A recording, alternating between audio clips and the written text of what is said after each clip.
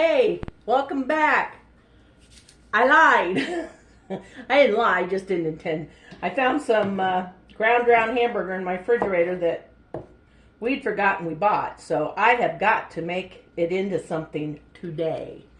So if you were here earlier, you saw that I made a mashed potato soup with ham and onions. I've been chopping onions, and I know in the soup one I sniffed a lot like that because my eyes burn and then my nose drips. So I apologize. There's nothing I can do about it. I will try to keep it at a minimum. And I'm just mincing up the last of a half of a big onion. Okay. And that's a lot of onion, I'm telling you. And here's the other half of my onion. So gave us a lot of onion. So now I'm going to turn my skillet on to medium. Oh, don't I have any of this open?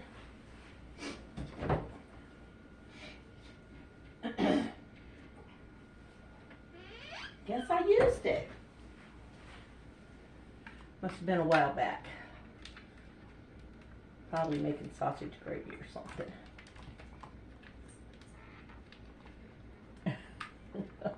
My pan's going to be so hot and I can't even get into my Crisco.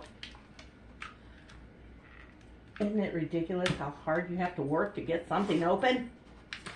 There we go. Now at least that came off really nice. Okay, it's at a couple tablespoons.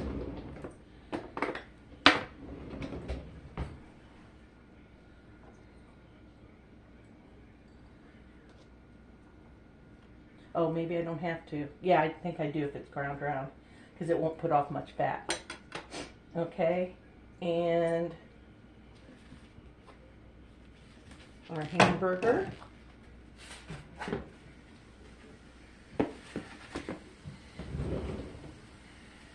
This might have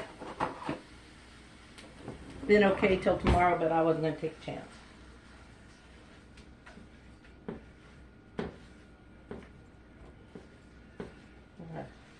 What I'm going to be making is something I've never made, so this is a new one on me. But I've read a lot about them. And if you're from Iowa or out that far out in the Midwest, you've probably heard of loose meat sandwiches. This is not working very well.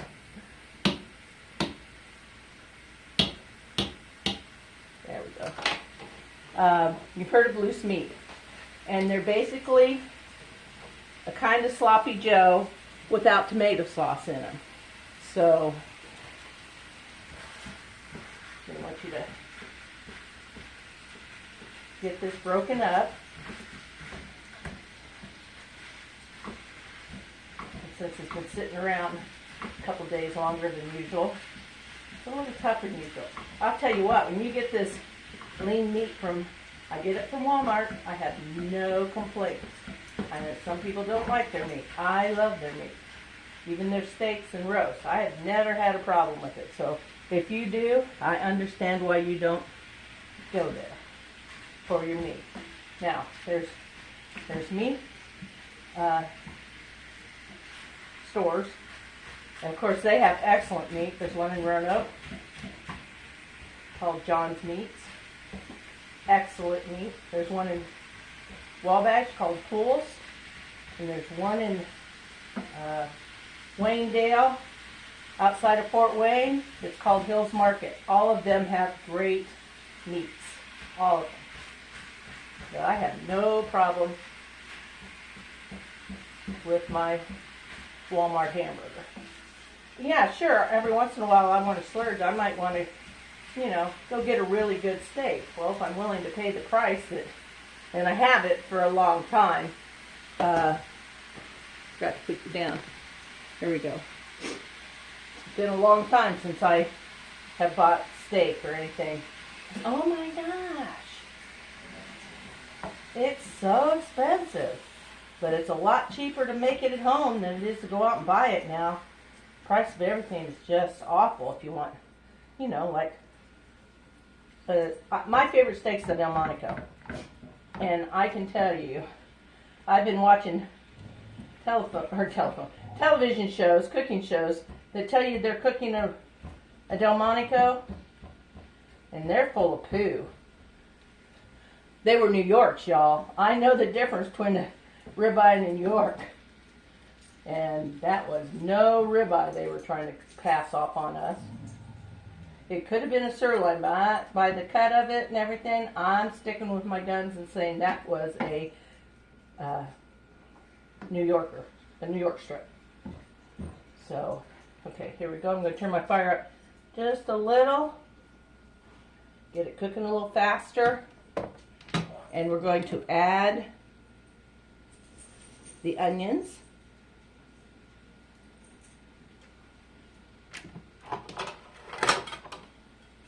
Okay.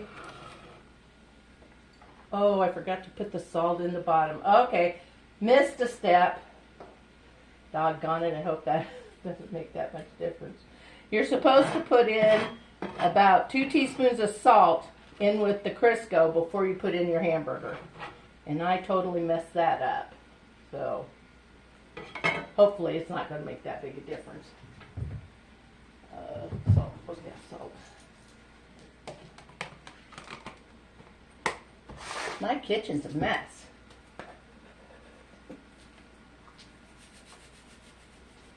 Just a slight coating on there.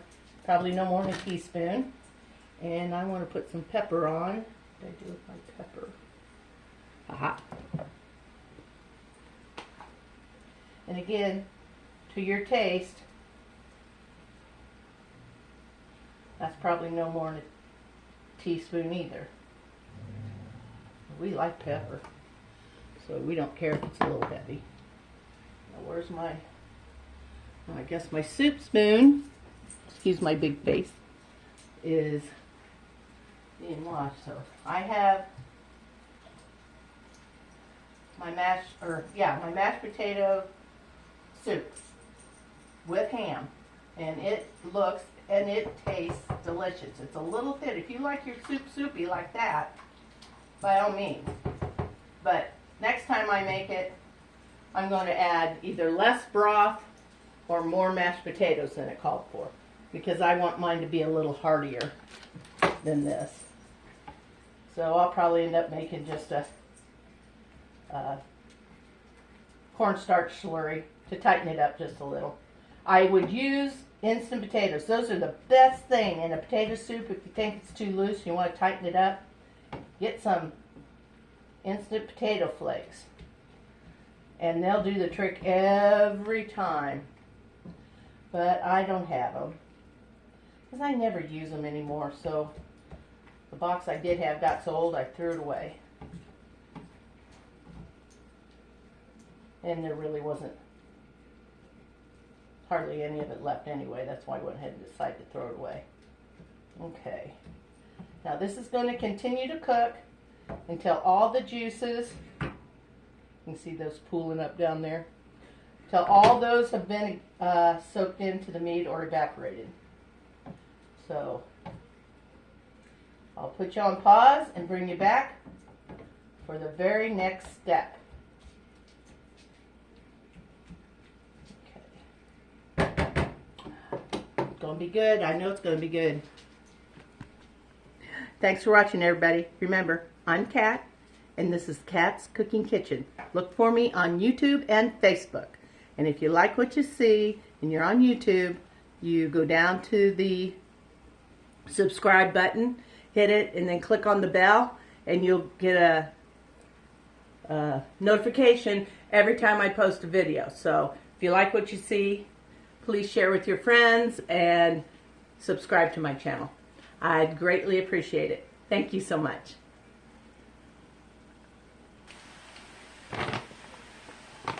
Hey, welcome back. We're to the point where now we can add our next ingredients.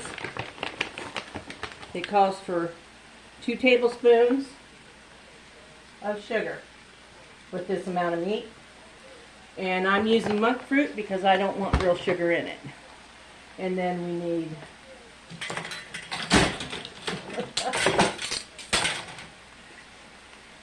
Two tablespoons of vinegar. I'm using red wine vinegar.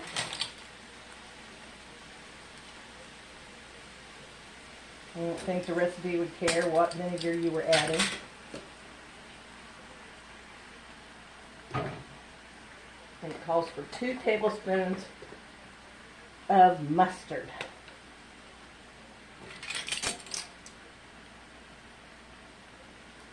It could take a while, y'all.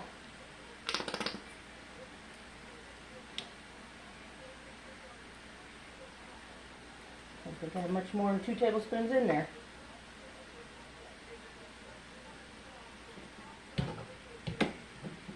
Not much more. And 2 tablespoons of mustard. Stir all that in. If you notice when I'm cooking and on a video when I walk away or something, you'll see the dogs down there on the floor because I'm notorious for spilling something over. Okay, now we need to add water. Let's see. Enough water to cover.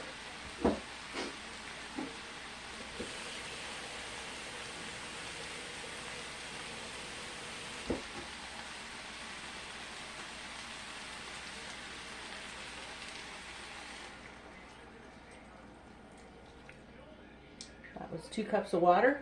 That was perfect. Now let's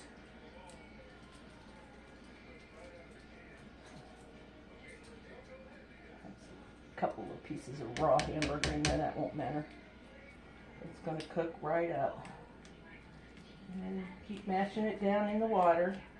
This is what will break it up into really loose meat. When I'm making coney sauce or hot dog chili sauce or any of those, coney, whatever, I will boil my hamburger because I don't have to take it through the mini chopper or the big chopper if I do that, because it'll break it up. Now we're just going to let this simmer until all that water evaporates. And then it'll be time to try it. Shouldn't be too long. I have it on medium-high right now. Just a little, yeah, that's right in the middle now. The recipe I looked at today to make sure I remembered what all went into loose meat asked that when you make this recipe that you don't change anything the first time you make it, because this will give you the authentic Iowa loose meat sandwich, and if you fiddle with it, it won't.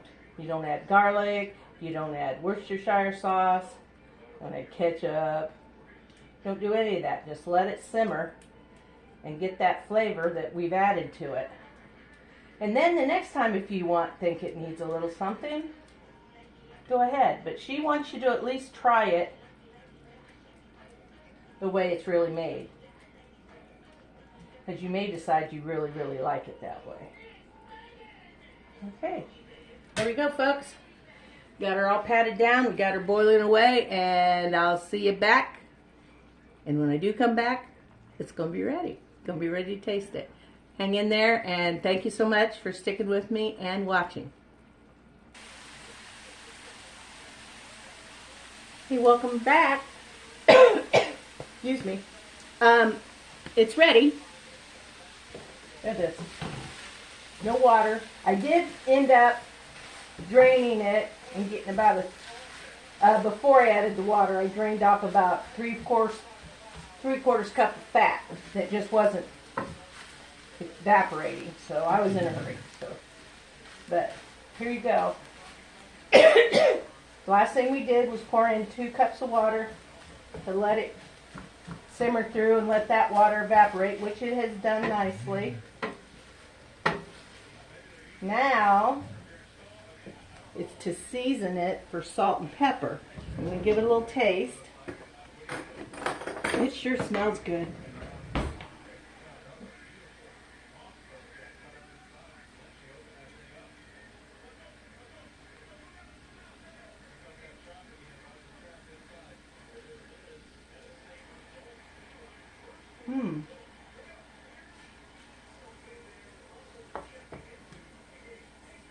And just a little more salt.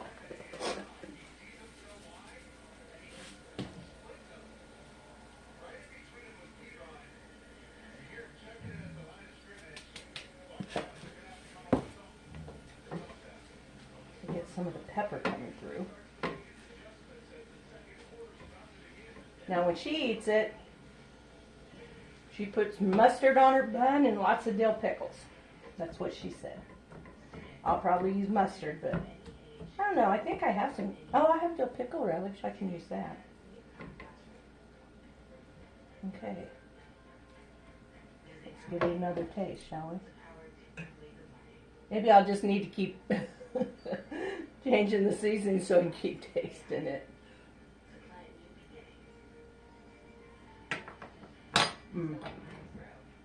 Perfect. So good, so good, so good. There you have it.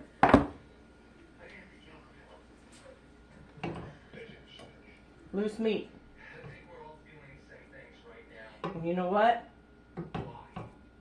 It's just as hard to eat as regular sloppy joe, and I think this is going to be my go-to sloppy joe because I don't miss that tomato paste, or taste, I mean. It's so, looking so good. My potato soup. Oh, silky, smooth. And I know it's good because I have tasted it earlier. Okay. We have potato soup with ham. We have loose meat for sandwiches. We are not going to go hungry tonight in the Swingle house, or for several nights to come. I can guarantee it. So there you go. Not bad for a girl who said she's going to take Sunday off, right? Ended up making 2 videos. Because when I decided what to make for dinner, I thought, why not show them on the video what I'm doing? Same thing with the loose meat. A lot of you probably never made it, and it's really, really good. I do like it a lot. So, there you go. Another quick and easy recipe from Kat's Cooking Kitchen. And neither one of them are low carb or keto friendly. Meat, pretty good. It'd be pretty low carb. That'd be alright. Potato soup, never. Too many carbs in potato soup. But I'll have just a little cup thing that I'll have of that. And then I'll have a slice of bread with my loose meat on it. And just eat one piece of carb bread, or carb-free bread. So that will be my dinner, and tomorrow is Monday, and that's when I weigh in. I have a page on Facebook called Kat's Carb Destroyers, and if you want to follow low carb eating or anything, you can look me up on there. And just if it won't let you join, sometimes I can't remember if you have to be a friend with somebody. Just IM me, and I'll friend you, and then I'll add you to the, or I'll go in and invite you. You might not even have to friend me. I think I might be able to go in and friend you, or invite you without friending you. So whatever you want to do. But if you want to watch,